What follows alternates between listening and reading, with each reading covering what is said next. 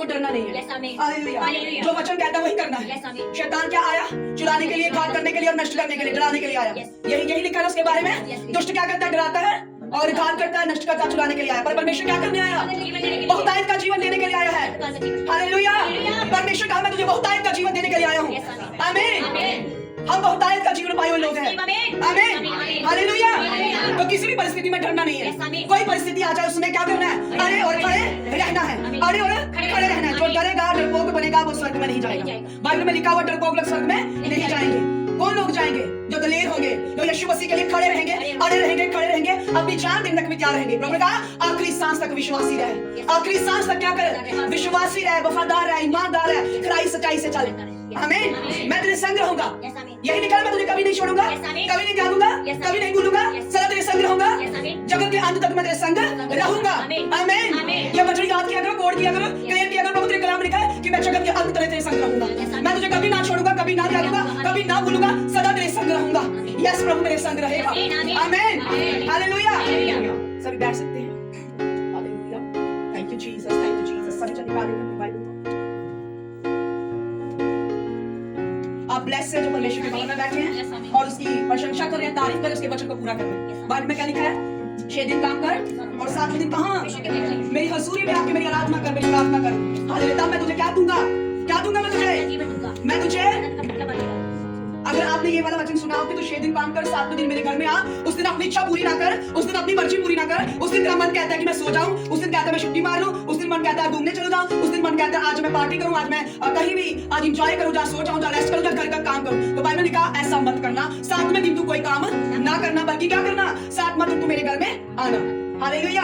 Hallelujah. उस दिन तू आना और मेरी महिमा करना, प्रशंसा करना, तारीफ करना, मेरी मर्जी पूरी करना। तब मैं तुझे अब्राहम, इसहाक और याकूब की आशीषें दूंगा। आमीन। आमीन। आमीन। हालेलुया। तब मैं तुझे अब्राहम, इसहाक और याकूब की आशीषें दूंगा। हालेलुया। आशीषें उनका पीछा करेगी जो वचन को पूरा करती है। आमीन। जो 7वें दिन को पवित्र करके पुनरुत्थान का दिन मान के भी नहीं में क्या हो गया? पुनरुत्थान का दिन बन गया। प्रभु हमारे लिए शुक्रवार को क्या हुआ? क्रूस पर चढ़ाया गया, बलिदान किया हमारे पापों के लिए और तीसरे दिन वो जी उठा। वो मारा गया, गाड़ा गया, तीसरे दिन जी उठा। आज हम जी उठने के दिन को मनाते हैं। आमीन। ये अनुग्रह का दिन हो गया और बड़े फजल का दिन हो गया और बड़े पुनरुत्थान का दिन हो गया। यीशु मसीह एतवार के दिन सुबह सुबह जी उठे और अब इसको हम परमेश्वर के पुनरुत्थान का दिन मनाते हैं, जी उठने का दिन मनाते हैं। हालेलुया। इस दिन में प्रभु यीशु मसीह जी उठे एतवार को, शुक्रवार को वो मारे गए, शनिवार को वो गाड़े के, तीसरे दिन वो मुर्दों में से जी उठे। आज भी वो जीवित है और हमारे बीच में है। आमीन। उसका आत्मा, वो यीशु मसीह अपनी आत्मा के द्वारा हमारे बीच में रहता है। आमीन। यीशु मसीह पिता की दाहिनी ओर बैठा है, लेकिन यहाँ कौन है? यहोवा का आत्मा, पवित्र आत्मा, यीशु मसीह का आत्मा हमारे बीच में कार्य करता है। खुद यीशु पवित्र आत्मा के बीच में हमारे बीच में रहता है। आमीन।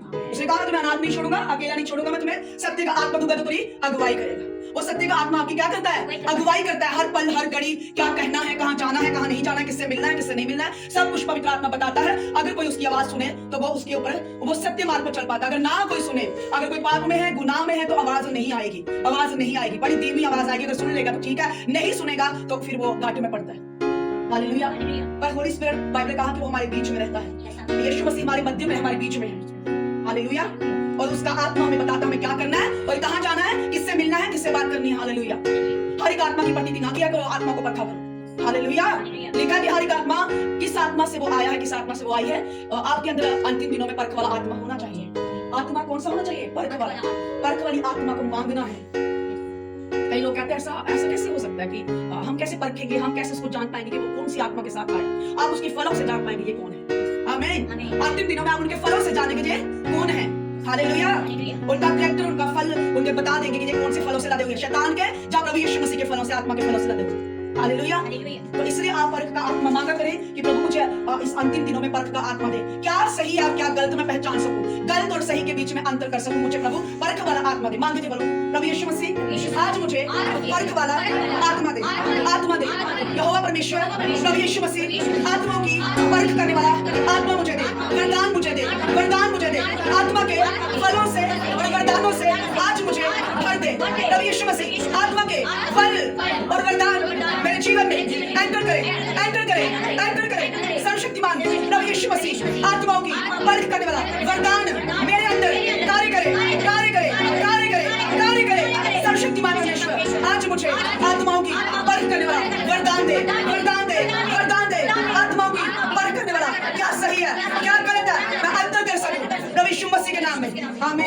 आमीन आमीन, आमीन आमीन, आमीन आमीन। आपने ये मांगते रहना है, घर जाके भी मांगते रहना है और प्रभु आपको दे देगा। आमीन, आमीन आमीन। जिस दिन आपको ये पहचान आ जाएगी ना कौन सही है कौन गलत है, किस आत्मा से वो आया है, किस आत्मा से वो बैठी है, किस आत्मा से इसका पर्पस क्या है, तो वो आप उसको पहचान जाएंगे। आमीन आमीन। हालेलुया। हालेलुया।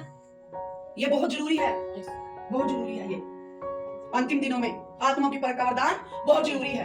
आमीन आमीन। Hallelujah hallelujah. हालेलुया। हालेलुया। तो वरदान सारे ही जरूरी हैं। Yes. हालेलुया। हालेलुया। वरदान तो सारे ही जरूरी हैं हमें।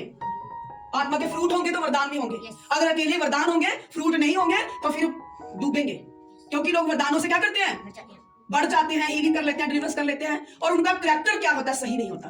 वो करैक्टर में नहीं बढ़ पाते, पर हीलिंग होती है, सामर्थ्य बहती है, हर चीज बहती है। कब? जब उनके पास वरदान है। पर अगर आप उनके करैक्टर को देखें, अगर उनका करैक्टर मैच नहीं करेगा प्रभु यीशु मसीह के करैक्टर के साथ, तो बड़ा घाटे में पड़ते हैं वो लोग। हालेलुया। तो सबसे ज्यादा जरूरी पता क्या है? आत्मा के फल। वो 9 फल आपकी जिंदगी में होने चाहिए। अगर 9 फल हैं तो फिर उसकी वरदानों की कमी नहीं होगी। आमीन। वरदान उसके साथ ही जुड़े होते हैं, 9 फ्रूट्स के साथ आपके वरदान जुड़े होते हैं। आमीन। अगर आपके पास नम्र दिल नहीं है, पश्चाताप करने वाला हृदय नहीं, घमंडियों का परमेश्वर सामना करेगा और नम्र लोगों को क्या करेगा, ऊंचा करेगा। आपके अंदर नम्रता होनी चाहिए, आपके अंदर दीनता। प्रभु यीशु मसीह नम्र और दीन है।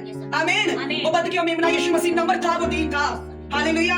उसके बच्चे भी नम्रता और दीनता में चलने वाले होने चाहिए। हालेलुया। आपका करैक्टर शो करेगा आप कौन है। आपका करैक्टर शो करेगा आप यीशु मसीह की संतान है या दुष्ट की संतान है।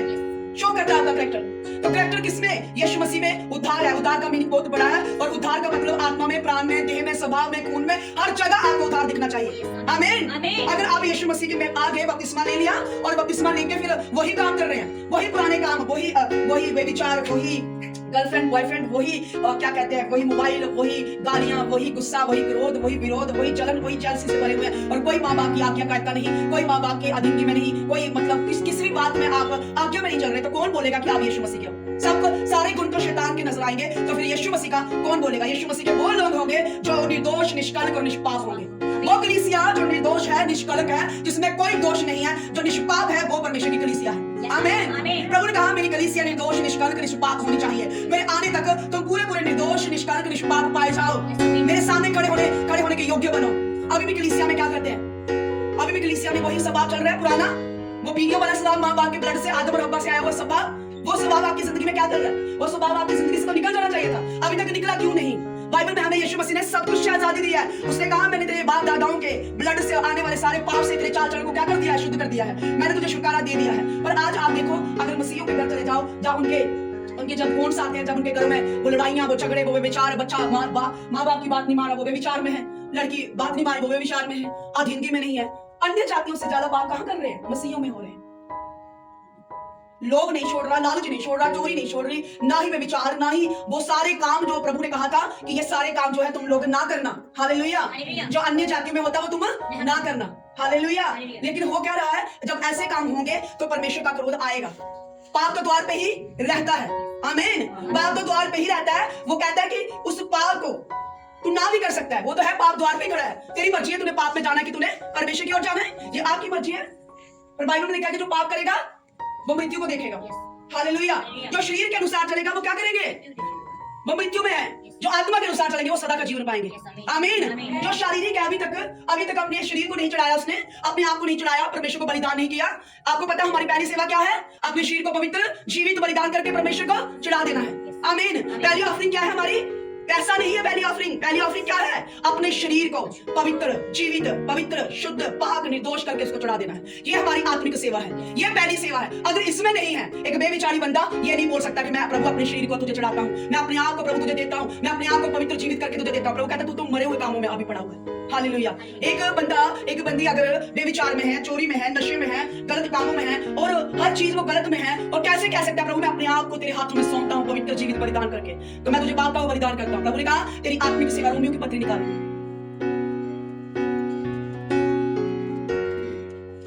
जितने भी मसीह हैं वो ध्यान से सुने, पाप को छोड़ दीजिए, क्योंकि परमेश्वर का क्रोध जो है वो भड़केगा। और प्रभु क्या करते हैं? पाप से नफरत करता है। वो इतना पवित्र होता है, वो पाप को देखता तक नहीं है। तो इसलिए परमेश्वर के जो लोग हैं वो माफी में आए, पश्चाताप में आए, नम्र बने, दीन बने, ताकि परमेश्वर आपको ऊंचा करे। वो घमंडियों का सामना करेगा और दीन लोगों को ऊंचा करेगा। आमीन। इतना बात याद रखिए कि नम्र लोग जो होंगे वो ऊंचे उठाए जाएंगे, और दूसरे लोग जो होंगे, घमंडी लोग जो होंगे, पाप करके भी पश्चाताप नहीं करेंगे, गुनाह करके भी पश्चाताप नहीं करेंगे, और पापों में लिप्त रहेंगे, पापों में मस्त रहेंगे, और कहेंगे हम यीशु मसीह के एंड में देखना क्या होने वाला है। एंड में परमेश्वर का क्रोध भड़केगा। एंड में परमेश्वर कहेगा कि तूने मेरी आज्ञा से बाहर जीवन जिया है, इसलिए अब तुझे भुगतना पड़ेगा। जो तू बोया है वही तुझे भुगतना पड़ेगा। आमीन। नीति वचन को आज के बाद जहां जितने लोग बैठे, नीति वचन अपने घर में पढ़ना है। नीति वचन क्या करना है? अपने घर में स्टार्ट करना उसको पढ़ने के लिए। हालेलुया। बुद्धि चाहिए, समझ चाहिए। सबसे महंगी क्या चीज है? क्या चीज है इस दुनिया में? क्या चीज महंगी है सबसे और जरूरी क्या है? विजडम, बुद्धि और ज्ञान और समझ। जिसके पास बुद्धि है, समझ है, ज्ञान है, वो कभी नहीं गिरेगा। आमीन। बाइबल लिखा वो कभी नहीं गिरेगा। बुद्धि, सबसे पहले बुद्धि थी परमेश्वर के साथ। आमीन। बुद्धि का आत्मा यीशु मसीह का आत्मा है, ज्ञान का आत्मा यीशु मसीह है, ताकत का आत्मा यीशु मसीह का है। अगर यही हमारे पास नहीं है तो फिर तो वो वाली बात होगी कि हम यीशु मसीह में होके भी रहेंगे। हालेलुया। प्रभु के बन के भी रहेंगे। जो अन्य जातियां उनको अगर वो जाते हैं कहीं अपने जहां वो जाते हैं, जहां जाते हैं उनको सिखाया जाता है माँ बाप की आज्ञा करना, कहीं ना कहीं वो इस वचन को पूरा कर जाते हैं। और जब वो माँ बाप की आज्ञा को पूरा करते हैं, माँ बाप की अधीन में रहते हैं, माँ बाप की आज्ञा पूरी करते हैं, वो बच्चे ब्लेस होते जाते हैं, ब्लेस होते जाते हैं, ब्लेस हो जाते हैं, ऊंचाइयों पर पहुंचते जाते हैं। क्यों? क्योंकि बाइबल में लिखा है अपने माँ बाप के अधीन रह, अपने माँ बाप की सेवा कर, तब तू लंबी आयु पाएगा और तू आशीष भी पाएगा। आमीन। जो बच्चे माँ बाप का वचन, मैंने अपनी आंखों से देखा कि इन बच्चों को अन्य जाति में वचन पूरा करते हुए, जब उन्होंने अपने माँ बाप की बढ़ चढ़ के सेवा की, उनको अकेला नहीं छोड़ा, उनके बूढ़े होने पर भी, उनके दुखी टाइम पर भी उनको छोड़ा नहीं, उनके संग रहे, उनको संभाला, उनको हर वो चीज दी जो उनको चाहिए थी। माँ का कर्ज और बाप का कर्ज कैसे चुकाओगे? उनकी सेवा करके। हालेलुया। और जो माँ बाप की सेवा करते हैं, उनकी अधीनगी में रहते हैं, उनकी शुद्धि में रहते हैं, परमेश्वर कहा वो आशीष पाएंगे, धरती पर वो आशीषित होंगे, उन्हें किसी बात की घटी नहीं होगी। आमीन। किसी वस्तु की घटी नहीं होगी, ना धन की, ना अन्न की, ना जल की। जो अपने माँ बाप की और अगुओं की अधीनगी में रहते हैं, अगुए की माँ बाप की कहां होते हैं? वो आत्मिक होते हैं और दूसरे आपको पैदा करने वाले होते हैं। एक तो जो आपके शारीरिक माँ बाप है उनकी अधीनगी में, और एक आत्मिक माता पिता जब आप उनका ऑनर करते हैं, उनका ख्याल रखते हैं, उनकी अधीनगी में चलते हैं, उनके कहे पे चलते हैं, तो वो आपको स्वर्ग में बिठाएंगे। आमीन। क्योंकि वो आपको ऐसी शिक्षा देके सिद्ध और पवित्र पाक करके दुल्हन परमेश्वर की वो दुल्हन बना के खड़ा करेंगे जहां परमेश्वर बैठा है। आमीन। वो स्वर्ग के लिए तैयार करते हैं, आपको रेडी करते हैं। पर जो लोग अपने माँ बाप की अधीनगी में नहीं है, उनको पास्टर भी कहेगा ब्लेस हो जा, ब्लेस हो जा, वो ब्लेस होने वाला नहीं है, क्योंकि वचन से बाहर है, क्योंकि कलाम से बाहर है। एक पत्नी है जो अपने पति के अधीनगी में चल रही है, और पति की उसके अधीनगी में चल रही है, पति के सारे उसके वो जो उसके पति ने उसको बोला है वो उसी अधीनगी में चल रही है और सही चल रही है। अपने हस्बैंड की बाहर बातें नहीं करती, अपने हस्बैंड की निकम्मा नहीं बोलती, अपने हस्बैंड को बाहर कुछ भी घर में चल रहा है लेकिन बाहर उसकी बदनामी नहीं करती, तो वो क्या है? अच्छी पत्नी, भली पत्नी बन चुकी है। वो अपने घर की बात अपने घर में रखती है। आमीन। हालेलुया। वो अच्छी पत्नी अधीनगी में चली, घर में चाहे कुछ भी हुआ, लेकिन बाहर ढिंडोरा नहीं पीट रही, बाहर उसके बारे में कुछ नहीं बता रही, लेकिन अंदर ही अंदर क्या कर रही है? सुलह कर रही है। और अंदर अगर वो नहीं माने तो परमेश्वर के सामने जा रही है, फिर किसी को नहीं बता रही। आमीन। वो एक अच्छी पत्नी और भली पत्नी। हालेलुया। और दूसरा क्या है? कितने सारे वचन है इसमें अफिसियों की पुस्तक में, और उसके बाद लिखा है कि कलीसिया निर्दोष, निष्कलंक और निष्पाप हो। मेरी दुल्हन जो है निर्दोष, निष्कलंक, निष्पाप हो, और उसमें कोई दोष नहीं पाया जाए। आमीन। सारे वचनों को पूरा करना है। जितने भी यहाँ सुन रहे हैं सभी वचन पूरे करने हैं। बच्चे अपने माँ बाप की जिंदगी में रहे, पत्नी अपने पति की जिंदगी में रहे, और जो पति है वो क्या करे? अपनी पत्नी से अच्छा व्यवहार करे, उससे अच्छा वाला एक कांच का बर्तन जैसे होता है वो टूट जाता है अगर नीचे गिरे, ऐसे ही पत्नी होती है। वो उससे अपने कैसे बात करे? वो उससे प्रेम से बात करे, वो उसका पालन पोषण करे। पति का फर्ज अपने घर को क्या करना? उसका पालन पोषण करना। अपनी पत्नी का पालन पोषण किसके ऊपर डिपेंड है? उसके पति के ऊपर। अगर उसने ब्याया है तो उसका पालन पोषण भी करे। आमीन। वो किसी और मेंबर के साथ नहीं ब्याई गई है, वो तेरे साथ ब्याह के आई है। तेरा काम है अपनी पत्नी के सारे इंतजामों को करना, और पत्नी का भी काम है, अगर तेरा पति गरीब है, जहाँ कम कमाता है, तो तूने उसके साथ एडजस्ट करना है, ना कि तूने जो अपने घर में देखी अमीरी अब यहाँ नहीं दिख रही, तो तुम्हें अपना घर याद आ रहा है और तुम अपने पति को कोस रही हो, कुछ कह रही हो, बोल रही हो कि मुझे ये नहीं मिल रहा। जो जिस घर में तू आई है उस घर का तुझे पूरा वो क्या करना पड़ेगा? पैटर्न अपनाना पड़ेगा। आमीन। हालेलुया। तुम्हें अपने पति के साथ एक मन एक चित्त होकर चलना पड़ेगा, अपने घर को ऐसे बसाना पड़ेगा। अगर आप एक मन एक चित्त नहीं रहेंगे तो शैतान बाहर करता है। फिर शैतान कहां बाहर करता है? ज्यादा पति पत्नी के ऊपर। हालेलुया। और बच्चों के ऊपर, ताकि माँ बाप के खिलाफ में चले और पति पत्नी एक दूसरे के खिलाफ में चले। घर तो टूट गया, घर तो वैसे ही टूट गया। हालेलुया। पर यीशु मसीह क्या कहता है? कहता है कि अगर पति है तो वो अपनी पत्नी के साथ अच्छा व्यवहार करे, ताकि उसकी प्रार्थना रुक ना जाए। वो अपनी पत्नी के साथ प्रेम से बात करे, प्रेम से एकदम। कई लोगों की आदत होती है वो बड़े गुस्से से आके बोलते हैं अपनी पत्नियों से, बड़ा गुस्सा दिखाते हैं, सामने इंसल्ट करते हैं अपनी पत्नियों की, हर जगह इंसल्ट। मेरी पत्नी ऐसी है और रोटी नहीं बनाई दी, उस टाइम नहीं उठती, वो इन्ना कर दी, फलाना कर दी, टिंगड़ा कर दी, और वो उदी कर दे, उदी बेइज्जती कर दे हर जगह। लेकिन जो आपकी घर की बात है वो घर में ही रखो, अपना ही पेट नंगा हो रहा है, किसी का कुछ नहीं जा रहा है। हालेलुया। अगर वो उठ नहीं रही, कुछ नहीं कर रही है, परमेश्वर के आगे जा और प्रार्थना कर, ताकि तेरी पत्नी सिद्ध और परफेक्ट हो जाए।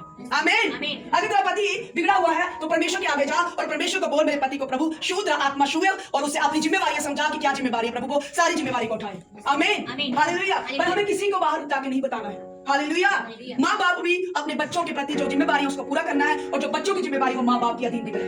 आमीन, हालेलुया। माँ बाप कभी बुरा नहीं चाहेंगे, माँ बाप हमेशा अपने बच्चों को अच्छी सलाह देंगे और अगुए भी अच्छी सलाह देंगे। अगर मान गए तो फिर वो परफेक्ट और सिद्ध हो चुके हैं। अगर नहीं माना, तुच्छ जाना वचन को, माँ बाप की सलाह को तुच्छ जाना, वचन की सलाह को तुच्छ जाना, वचन तो वो तुच्छ, कितने लोग वचन को तुच्छ जानते हैं ना, मैंने उनकी हालत देखी क्या हो रही है, उनकी हालत। कितने लोगों ने अपने वचन को, परमेश्वर के वचन को तोड़ा है, उनकी हालत क्या हो रही है, उनकी जुबान पे कंट्रोल नहीं, कोई कंट्रोल नहीं। सास बहू के खिलाफ, बहू सास के खिलाफ एक दूसरे के खिलाफ लड़ रही है और पूरा घर उठाया हुआ है। बाइबल ने कहा अगर तू शादी करके आए जिस घर में, वो तेरी माँ है, वो तेरी सास नहीं बल्कि वो तेरी माँ है, और वो तेरा बाप है, वो तेरा पिता है। उसको पिता के समान जान, उसको माँ के समान जान, और उसके साथ तू बना के रख। हालेलुया। जो बाइबल ने कहा वो पूरा कर। हालेलुया। लेकिन नहीं होता ऐसा नहीं होता। जब गुस्सा आता है तो बीच में सास भी जा रही है, बीच में ससुर भी जा रहे हैं, बीच में सब जा रहे हैं, सबको गाली निकाल रहे हैं। हालेलुया। क्या ये वचन पूरा हो रहा है? नहीं हो रहा है, वचन टूट रहा है। बाइबल का अपने माँ बाप के अधीन रहे, चाहे सास है ससुर है, वो भी तेरा माँ बाप है, वो भी तेरा माँ बाप है। और जो लड़की ज्यादा अपने मायके रहती है, मायके की तरफ ध्यान देती है, मायके 2-2 मिनट के बाद मायके की याद आ रही फोन पे, मम्मा हाँ की बनाया तुसी, ये बनाया, अच्छा ये बनाया, ठीक है, साढ़े घर पे कड़म बने, थोड़े घर मुर्गा बने। हालेलुया। जो लड़की जो शादीशुदा करके आ जाए, तो अगर वो लड़की ज्यादा मायके की ओर ध्यान रखती है, मायके के बारे में सोच रही है, मायके के बारे में, अपनी माँ के बारे में, अपने पिता अपने भाइयों के बारे में ध्यान है, मायके की ओर ध्यान है, वो अपना घर कभी नहीं बसा पाएगी, वो अपना घर कभी भी मेंटेन नहीं कर पाएगी, घर टूट जाएगा। हालेलुया। प्रभु ने कहा, वचन में लिखा, अपने मायके की ओर से ध्यान हटा ले। हालेलुया। अपने उसको भूल जा अपने घर को और अपने पति की ओर ध्यान दे, अपने घराने की ओर ध्यान दे। अब तेरा घराना ये है। आमीन। पर अगर तू बार-बार मायके जा रही है, बार-बार फोन कर रही है, बार-बार उनका बता रही है मेरी सास ये कर रही है, मेरी सास ने ये किया, मेरे ससुर ने ये किया, मेरे पति ने ये किया, तो तू तेरा घर तो पहले ही टूट गया है। हालेलुया। ये मेन शिक्षा है, मेन ये बाइबल की नींव है। अगर इसमें चल पड़े तो सब कुछ बेस्ट और बेस्ट और बेस्ट होता जाएगा। आमीन, हालेलुया। मैंने कभी अपने मदर को फोन नहीं किया, कभी भी नहीं किया। जब भी फोन करना, किस पे करना? अपनी भाभी पे करना, महीने बाद या 2 हफ्ते बाद हाल चाल पूछने के लिए। कोई बात नहीं होती उसमें, सिर्फ हाल चाल और प्रेयर, ये 2 बातें होती है। और रोज नहीं, हफ्ते बाद, महीने बाद फिर जाके फोन आता है, फिर जाके मैं फोन करती। मैं रोज फोन नहीं करती। मुझे पता मैं रोज फोन करूंगी तो बाकी वाले समझेंगे पता नहीं क्या बात कर रही है अपनी माँ के साथ, पता नहीं कौन सी चुगली और निंदा कर रही है और बीच में डाउट पैदा कर रही है। तो इसलिए जब लड़कियां शादीशुदा हो जाए वो अपने घर देखे, और वो लड़की जो उनके घर आई है वो अपना घर देखे। हालेलुया। और जो पति पत्नी का रिश्ता है, एक ऐसा रिश्ता है, अगर ये दोनों अच्छे रहे घर में, और पति की प्रार्थना सबसे ज्यादा होनी चाहिए घर में, पति की प्रार्थना सबसे ज्यादा होनी चाहिए। लेकिन आज क्या हो रहा है? आज क्या हो रहा है? उल्टा हो रहा है। पत्नी की प्रार्थना ज्यादा है और पति की प्रार्थना कम है। जब पत्नी के फास्टिंग ज्यादा है और पति के है ही नहीं है, बड़े कम है, कभी कभार है, और पत्नी लगातार फास्टिंग में और लगातार बाइबल में, लगातार प्रभु के साथ घंटों घंटे गुजारती है, जब वो पति के साथ आएगी तो दोनों की क्या होगी? लड़ाई होगी, बनेगी नहीं। वो शरीर के अनुसार होगा, वो आत्मा के अनुसार होगी। फिर दोनों की, शरीर और आत्मा की कभी भी नहीं बनती। बाइबल में लिखा है शरीर आत्मा के विरुद्ध में और आत्मा शरीर के विरुद्ध में है। ये दोनों की लड़ाई शुरू से चलती आ रही है, और ऐसा ही होता है। अगर पति पत्नी की प्रार्थना एक जैसी फास्टिंग, एक जैसी प्रार्थना, एक जैसा उनका मन का, एक जैसे मन है उनका, एक जैसा चित्त है उनका, और प्रभु में एक मन होकर चल रहे हैं, सेवा में चल रहे हैं, कोई दुष्ट कोई शैतान गिरा नहीं पाएगा। आमीन, हालेलुया।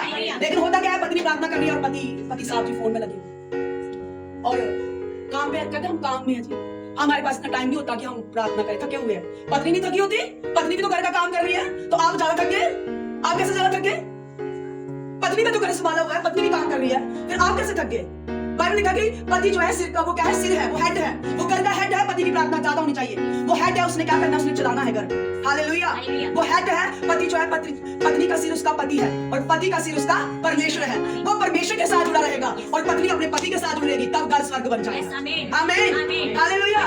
तब घर स्वर्ग बन जाएगा। आज व्यवस्था घरों की क्यों बिगड़ी है? यहाँ पे बिगड़ी है। यह है मेन बात कि पति प्रार्थना नहीं करता, पत्नी प्रार्थना करती है। जहां तो अविश्वासी हो, उस घर में एक विश्वासी है, तब तो चलता है विश्वासी प्रार्थना कर रहा है। लेकिन जो सभी विश्वासी हैं, उनको क्या हो गया भाई? उनको कौन सा भूत सवार हो गया कि तेरे साथ प्रभु है तो उसके साथ प्रभु नहीं? वो प्रार्थना कर पा रही, तू प्रार्थना नहीं कर पा रहा? ऐसे कैसे हो सकता है? उसी घर में एक बंदी प्रार्थना कर रही है, एक बंदा प्रार्थना कर रहा है, बाकी वाले प्रार्थना क्यों नहीं कर रहे? बाकी वालों को क्या हो गया? वो शरीर के अनुसार चलना चाहते हैं, और वो दूसरे ने चुन लिया कि मैं आत्मा के अनुसार चलूंगा। आमीन। उसने चुन लिया कि मैं आत्मा के अनुसार चलूंगा, मैं फास्टिंग करूंगा, मैं फास्टिंग करूंगी, मैं घंटों प्रार्थना करूंगी, मैं शैतान के साथ युद्ध करूंगी, मैं लड़ूंगी अपने परिवार के लिए। और दूसरा कहता नहीं, मैं आम सा रहूंगा, मैं आम सी रहूंगी। तभी तो घरों की व्यवस्था बिगड़ी है। मसीह घरों में ये ड्रामे होते हैं ना, तो लड़ाई वाले, झगड़े वाले, क्लेश वाले, तभी बिगड़ी है व्यवस्था। अगर वो अपने अपने रिश्ते को जान जाए, पत्नी अपने रिश्ते को जाने, पति अपने रिश्ते को जाने, माँ बाप अपने रिश्ते को जाने, और बच्चे अपने रिश्ते को जाने, सास बहू अपने रिश्ते को जाने, तो घर स्वर्ग बन जाएगा। आमीन, हालेलुया। जब वचन ढूंढेगा तो कौन सा पास्टर आपको सही कर पाएगा? कौन सा प्रभु आपको सही कर पाएगा? प्रभु कहता है वचन के बाहर रहेगा तो मैं सही नहीं कर पाऊंगा, वचन के अंदर बाउंड्रीज के अंदर रहेगा तो सब कुछ सही हो जाएगा। आमीन। वचन के बाहर जाके हम दुआएं करें, प्रार्थना करें, फास्टिंग करें, रोजे रखें, कुछ नहीं होने वाला। वचन के अंदर रह के फास्टिंग करेंगे, सब कुछ होगा। आमीन। पाप में रह के फास्टिंग की कोई आंसर नहीं, पाप में रह के बोया कोई आंसर नहीं, पाप में रह के सारे काम किए, सेवा की कोई आंसर नहीं। हालेलुया। वे विचार में रह के हम प्रीचिंग करें, हम टीचिंग करें, हम वर्शिप करें, क्या कोई आंसर आएगा ऊपर से? नहीं आएगा।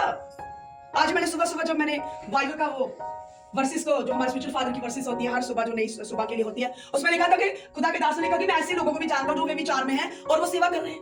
ऐसे लोग भी हैं जो वे विचार में सेवा कर रहे हैं, चोरी में है सेवा कर रहे हैं, ठगी में है सेवा कर रहे हैं, माँ बाप की आज्ञा में नहीं है सेवा कर रहे हैं। क्या प्रभु उनको उधार दे सकता है? क्या उनको चंगा कर सकता है? क्या वो गवाही के लायक है? प्रभु का नाम ऊंचा कर रहे हैं? नहीं कर रहे। प्रभु का नाम वो ऊंचा करेगा जो उधार पा चुका है शारीरिक। आमीन। जिसने शरीर में उधार पा लिया वो आत्मा में भी उधार पा जाएगा। जिसने शरीर की इंद्रियों को नहीं जीत पाया, अभी तक आपने मोबाइल के ऊपर विजय नहीं पाई। मोबाइल को नहीं छोड़ सकते। अगर आपने फास्टिंग करनी है, कर दो यूट्यूब बंद, कर दो इंस्टाग्राम बंद, कर दो मोबाइल को स्विच ऑफ करके साइड पर रख दो। कौन सा आपकी बड़ी वो हो रही है? अगर मैसेज करना है तो देखो कि बड़ा जरूरी मैसेज है, मैसेज करके बाहर आ जाओ। ना यूट्यूब खोलो, ना इंस्टाग्राम खोलो, ना और कोई जो आपकी चीजें हैं जिसमें आप खूबे रहते हो, रील्स वगैरह, वो ना देखो, तब आपकी फास्टिंग ऊपर जाएगी।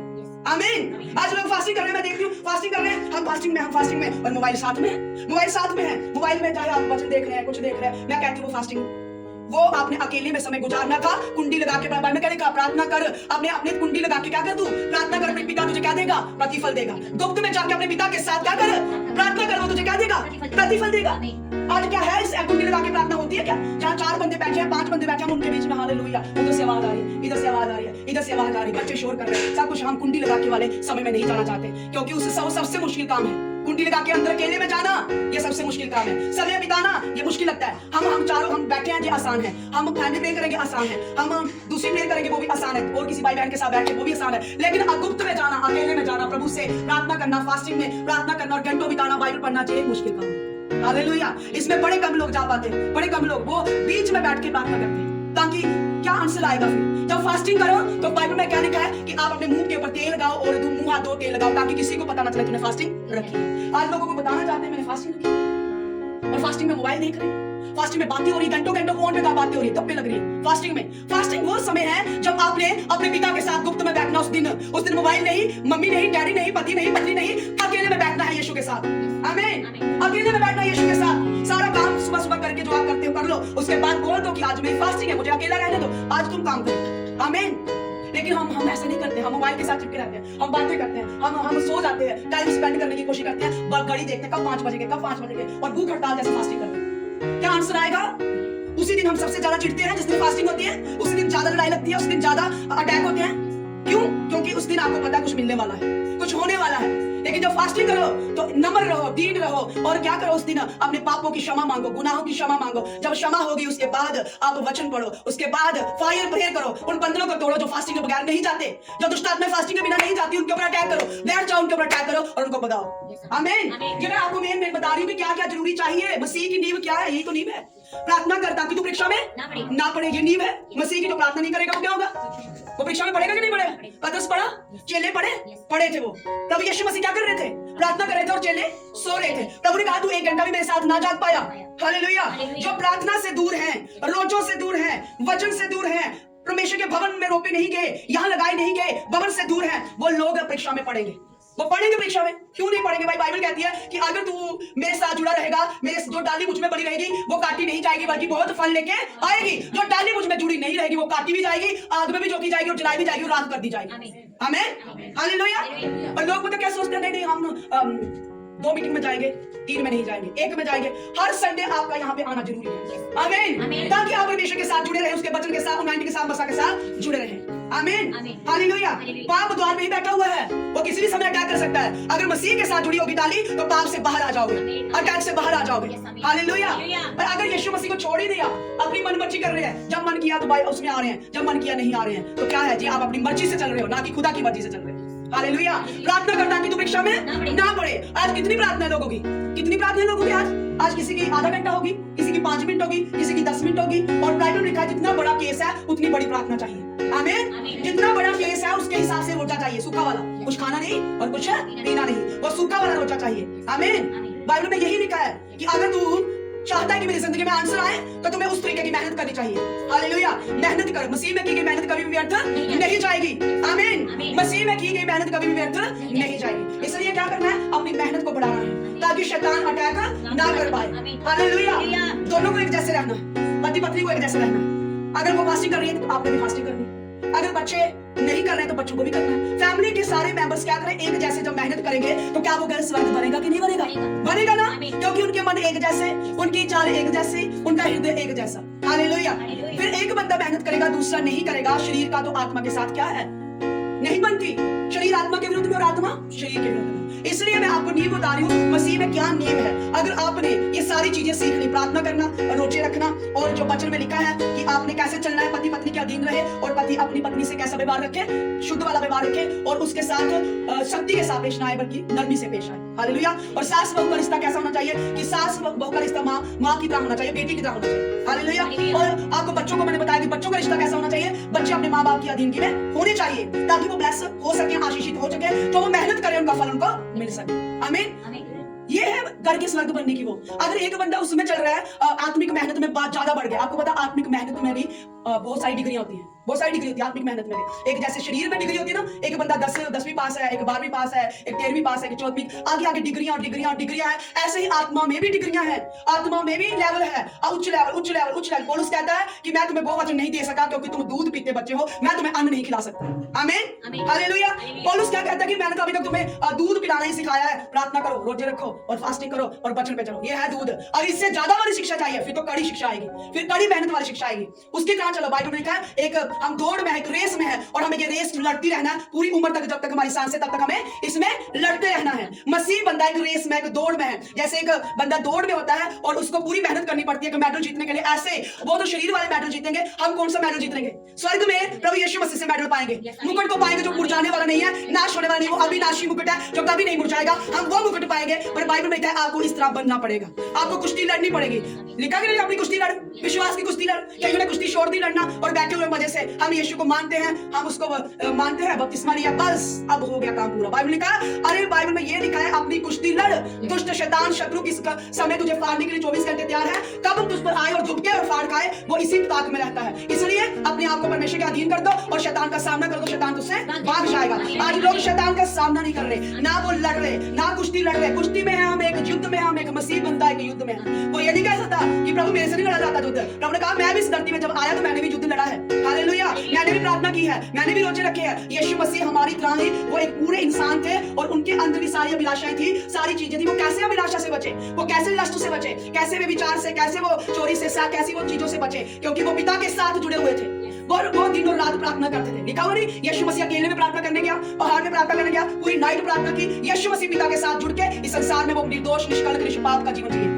आमीन। हमें भी वैसे ही बनना है जैसे यीशु मसीह का करैक्टर है। आएंगी मुसीबतें, आएंगी वो सारी चीजें, क्लेश, दुख, दर्द, सब आएंगे, और खुदा ने वायदा किया है कि मैं उनमें भी तेरे संग रहूंगा। मैं क्लेशों में भी तेरे संग, दुखों में भी तेरे संग, हर चीज में तेरे संग रहूंगा, क्योंकि प्रभु से कोई बड़ा दुख नहीं है, प्रभु से कोई बड़ा क्लेश नहीं है, प्रभु से कोई बड़ा दुश्मन नहीं है। प्रभु ने कहा मैं तेरे संग रहूंगा, उस क्लेश में भी, उस दुख में भी, उस बीमारी में, क्योंकि परखने वाला आता है परख लेके। हालेलुया। लेकिन हमें लड़ना पड़ेगा, तब हम उस परख से आजाद हो जाएंगे। आमीन। यीशु मसीह का लहू हमें शुद्ध करता है, हमें पवित्र करता है, हमें पाक करता है, हमें शुद्ध करता है, हमें माफ करता है। जब लोग पाप हो जाए, कुछ भी हो जाए, देरी ना करना, प्रभु के चरणों में जाना और माफी मांगना, क्षमा मांगना, पश्चाताप करना। मेरा प्रभु उस कर्जे को माफ कर देगा। आमीन। उस जीरो बैलेंस कर देना अपने पाप को। जब पाप हो गया, गुनाह हो गया, जाइए और अपने प्रभु के आगे गिड़गिड़ाइए। प्रभु ने कहा जो अपने पाप को मेरे सामने मान लेगा और पश्चाताप करेगा और उसे छोड़ देगा, उस पर दया की जाएगी। आमीन। उसके काम भी सफल हो जाएंगे। पर जो पाप करके घमंडी हो जाएगा, मैंने कौन सा पाप किया, मैंने कौन सा गुनाह किया, तो परमेश्वर कहता है घमंडियों का तो प्रभु खुद ही सामना करेगा। आमीन। और नम्र लोगों को क्या कर देगा? ऊंचा करेगा। जो नम्र हो जाएंगे, दीन हो जाएंगे, वो ऊंचे किए जाएंगे। और जो घमंडी हो जाएंगे, पाप करने के बावजूद भी नहीं सुधरे, पाप करने के बावजूद भी मन में गिल्टी कॉन्शियस नहीं आ रहा, अपने आप के अंदर पवित्र आत्मा तो बोल रहा है माफी मांग ले, क्षमा मांग ले, झुक जा, वो कर ले, माफी मांग ले, तो क्षमा हो जाएगा। लेकिन नहीं झुकना चाहते, उसी पाप में रहना चाहते हैं, उसी गुनाह में रहना चाहते हैं। और एंड में देखना क्या होगा? जो नम्र हो गया, जिसने माफी मांग ली, क्षमा मांग ली, पश्चाताप कर लिया, दोबारा से पाप ना करने का निर्णय कर लिया, वो परमेश्वर कहता है वो ऊंचा किया जाएगा। आमीन। पर जो घमंडी होके और पाप में पड़ा रहा और पाप ही करता जा रहा है, पाप ही करता जा रहा है, पाप ही करता जा रहा है, और नहीं देख रहा कि मेरे ऊपर एक आने वाला है, मेरे ऊपर दंड आने वाला है, क्योंकि बाइबल में लिखा पाप की मजदूरी मौत है। हालेलुया। हालेलुया। तो बाइबल का जो परम प्रधान के शाय स्थान में बैठा रहेगा, वो सर्वशक्तिमान की शाय में ठिकाना पाएगा। कौन ठिकाना पाएगा? जो उसकी छाया में ठिकाना पाएगा। एक पति और पत्नी जब दोनों की शादी होती है तो क्या करते हैं? वो फैसला कर लेते हैं कि अब मैं तेरे साथ विश्वासघात नहीं करूंगा, ना तेरे साथ मैं तुझे छोड़ के नहीं जाऊंगा। अब दोनों ने क्या कर ली? कसमें खा ली है और दोनों ने क्या किया है? शादी हुई है और दोनों एक दूसरे से विश्वासघात नहीं करेंगे। वो एक दूसरे के साथ क्या रहेंगे? मिलके रहेंगे, वफादार रहेंगे, ईमानदार रहेंगे पूरी उम्र तक। तो चाहे जितने लोगों ने प्रभु यीशु मसीह के साथ, ये वही वचन है पता आपको कि जैसे वो लोग होते हैं ना, जैसे कि जब शादी कर ली तो फिर किसी पे उसका दिल आ गया, वो क्या हो गए? वो बेवफाई कर रहे हैं अपनी पत्नी के साथ, अपने पति के साथ। लेकिन वो भी जोड़े होते हैं जिन्होंने कसम खाई हुई है, मैं अपनी पत्नी को छोड़ के किसी और को नहीं देखूंगा, मैं अपने पति को छोड़ के किसी और की तरफ नहीं देखूंगी, मैं अब उम्र भर इसके साथ रहूंगी, वफादार रहूंगी, चाहे वो कैसा भी है फिर भी मैं उसी के साथ रहूंगी। आमीन। ऐसे ही परम प्रधान के शाही स्थान में बैठा रहेगा। वो क्या करेगा? परमेश्वर की छाया में ठिकाना पाएगा। जिन्होंने ये मान लिया है कि यीशु मसीह अब मेरा परमेश्वर है और कोई दूसरा परमेश्वर नहीं है, वो इसी तरीके के साथ परमेश्वर उनकी रक्षा करेगा जैसे कि पति पत्नी की रक्षा होती है, जैसे वफादार होता है। ये वो रिश्ता है 91, आपको पता है ऐसा वजन है, ऐसा ये है, ये सुरक्षा का वजन है और इसमें बहुत सारी परफेक्टिक शब्द है, बहुत सारी सुरक्षा की वायदे हैं। आमीन। वही रहेगा जो वफादार होगा, बाउंड्री के बीच में बना होगा, वही परमेश्वर कहता है मेरी छाया में ठिकाना पाएगा। जो औरत बेवफाई करे वो ठिकाना नहीं पाती, वो इंसल्ट पाती। हालेलुया।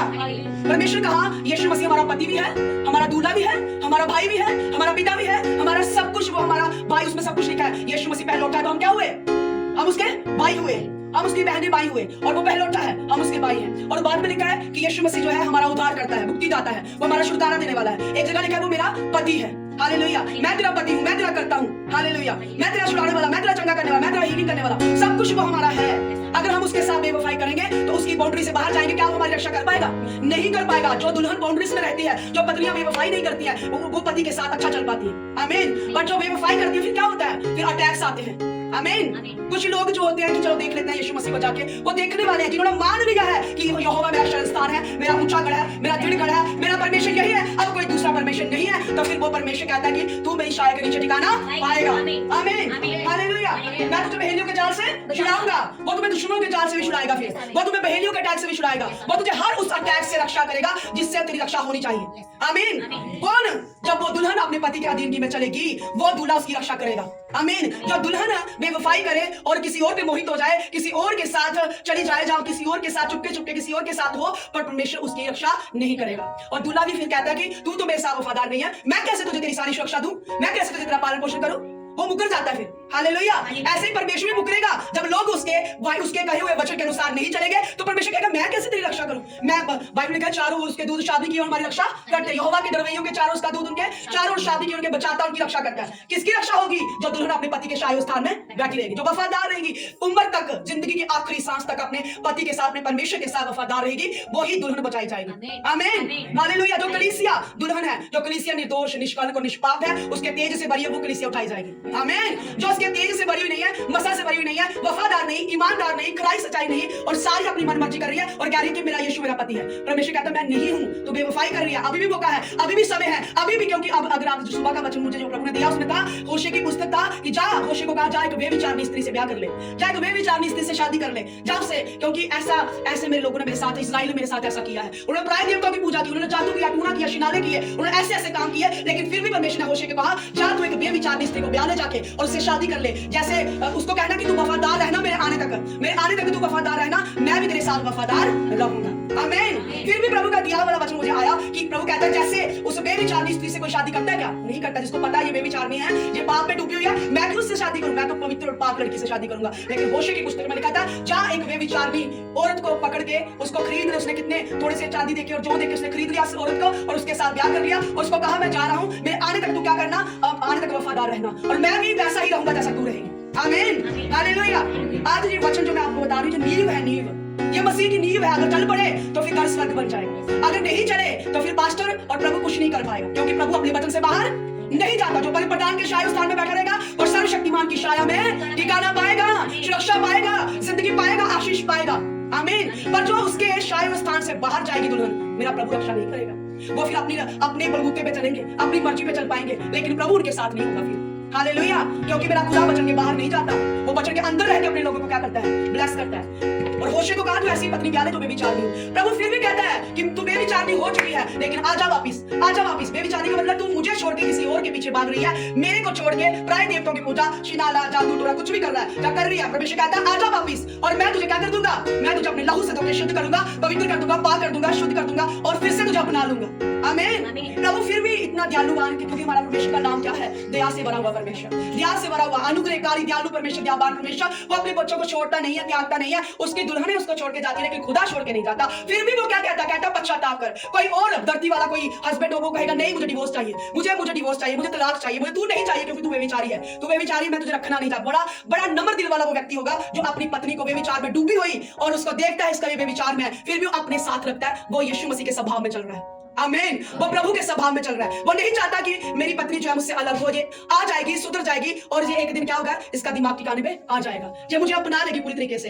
ऐसे हमारा प्रभु यीशु मसीह भी कहता है तू उस बेविचारनी स्त्री से क्या कर ले, शादी कर ले और उससे अपनी ब्याह के लेके आ, और अंत में क्या करूंगा, ऐसे ही वो उसको कह के जाता है मैं जा रहा हूं और मैं तुम्हें आने तक वफादार रहना। Hallelujah, hallelujah. प्रभु ऐसा ही कहता है। प्रभु कहता है अगर आज भी आप पाप में है, गुनाह में है, अशुद्धता में है, चोरी में है, ठगी में है, बेईमानी में है और बेवफाई पे बेवफाई हो रही है, मेरा वचन तोड़ा जा रहा है, हर टाइम मेरा वचन, क्या वो घर में, क्या वो फैमिली में, कहीं भी तोड़ा जा रहा है, प्रभु कहता है आज भी मैं तुझे अपने गले से लगाने के लिए रेडी हूं, बस तू आ और पश्चाताप कर, आ और पश्चाताप कर, अपने मन को फिरा क्योंकि मैं तेरा परमेश्वर तेरे संग रहूंगा। आमीन। अपना मन फिरा क्योंकि मैं तेरे संग रहूंगा। और 12 का 1 रोमियो की 12 का हमने क्या पढ़ा, अपने शरीर को पवित्र, 12 का 1 और 2 के वचन में लिखा कि रोमियो 12 जो आपको मैंने वचन पढ़ाया शुरू से, कि अपने शरीर को क्या कर दो, पवित्र, जीवित और पवित्र बलिदान करके परमेश्वर को भागता हुआ चढ़ा दो। पढ़ दो इसको कोई। इसीलिए हे भाइयों, मैं तुमसे परमेश्वर की दया स्मरण दिलाकर विनती करता हूँ कि अपने शरीरों को जीवित और पवित्र और परमेश्वर को भागता हुआ बलिदान करके चढ़ाओ, यही तुम्हारी आत्मिक सेवा है। इस संसार के सदृश ना बनो, परंतु तुम्हारे मन के नए हो जाने से तुम्हारा चाल चलन भी बदलता जाए, जिससे तुम परमेश्वर की बलि और बाप्ती और सिद्ध इच्छा अनुभव से मालूम करते रहो। आमीन, आमीन। ये वचन ही काफी है,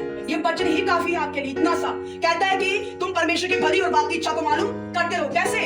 अपने शरीर को पवित्र, जीवित और पवित्र, वो जीवित नहीं होता, वो मरा हुआ होता है जो बेविचार में है, जो चोरी में है, जो ठगी में है, माँ बाप की अनादि का, वो कैसे कह सकता है कि मैं अपना शरीर पवित्र करके तुझे चढ़ाता हूँ। वो बंदा कह सकता है जो पाप से बाहर आ चुका है, वो कह सकता है प्रभु मैं अपने शरीर को, अपने अंगों को, मैं अपने आप को जीवित पवित्र बलिदान करके तेरे आगे तुझे समर्पित करता हूँ। आमीन, हालेलुया। जो अपने शरीर को परमेश्वर को दे देगा, बलिदान करके उसको चढ़ा देगा, जैसे यीशु मसीह ने अपने आप को पिता को चढ़ा दिया, बलिदान किया नहीं किया, यीशु बलिदान हुआ हमारे पापों के लिए, हमारे गुनाहों के लिए, और उसने अपने आप को किसको दे दिया, पिता के हाथों में सौंप दिया, अपने आप को परमेश्वर के हाथों में सौंप दिया। ऐसे ही हमारी सेवा बिल्कुल को बिल्कुल कैसी है, यीशु मसीह की तरह। अगर हमें यीशु मसीह में चलना है तो यीशु मसीह जैसे बनना भी पड़ेगा। हालेलुया। जैसे यीशु ने किया हमें, अब हमें बलिदान को नहीं देना है, लेकिन अब हमें अपनी इच्छाओं का बलिदान देना है। अब हमें किसका बलिदान है, लस्ट, अभिलाषा, शरीर की अभिलाषा का बलिदान दे देना है, आंखों की अभिलाषा का बलिदान दे देना है, हाथों की अभिलाषा का बलिदान दे देना है, मन में जो उठ रहा है उसका बलिदान देना है। अब हमें अपनी लस्ट को मारना है, अपने बेविचार की इच्छा को, आंखों की इच्छा को, कानों की चुगली सुनने की इच्छा को, माइंड में विचार आ रहे गंदे, उसकी इच्छा को मारना है और अपने आप को पवित्र, जीवित, शुद्ध करके परमेश्वर का बलिदान करना है। यही हमारी पहली सेवा है, पहली ऑफरिंग ये है, अपने आप को क्या कर देना, संसार के लिए मरा हुआ समझना, पाप के लिए मरा हुआ समझना और यीशु मसीह के जीवित समझना। आमीन, हालेलुया।